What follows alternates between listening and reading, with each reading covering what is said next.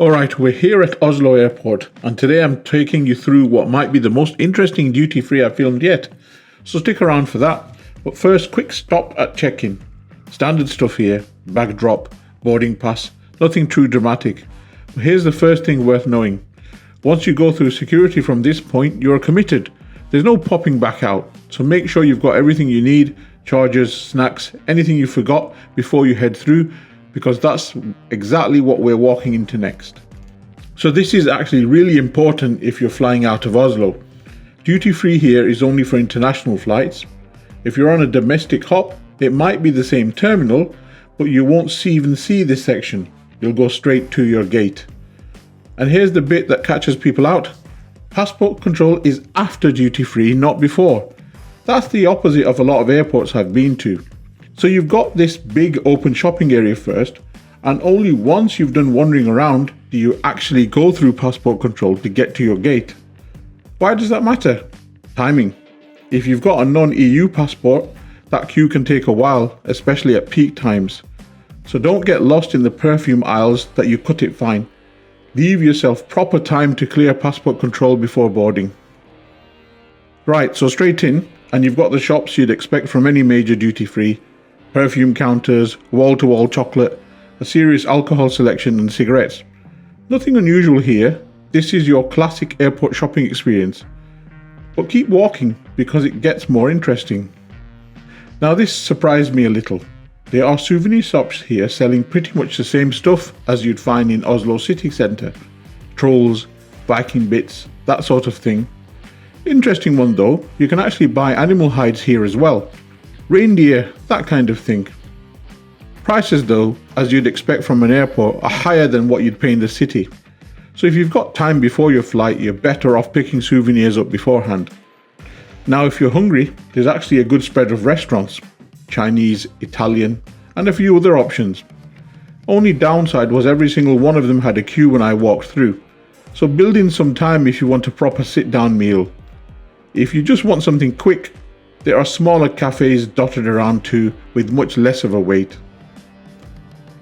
There are also a few convenience style shops, which are good for grabbing a drink or a pre-packed sandwich before your flight. But the one that really stood out to me was a shop selling fresh produce, including refrigerated salmon. Now a couple of things to actually think about before you buy that. First, is it going to survive the flight once it's out of that fridge? And secondly, this one's easy to overlook. Is it actually legal to bring fresh fish into your destination country? Some countries have strict rules on importing fresh meat and fish, so it's worth a quick check before you commit to carrying a slab of salmon home with you.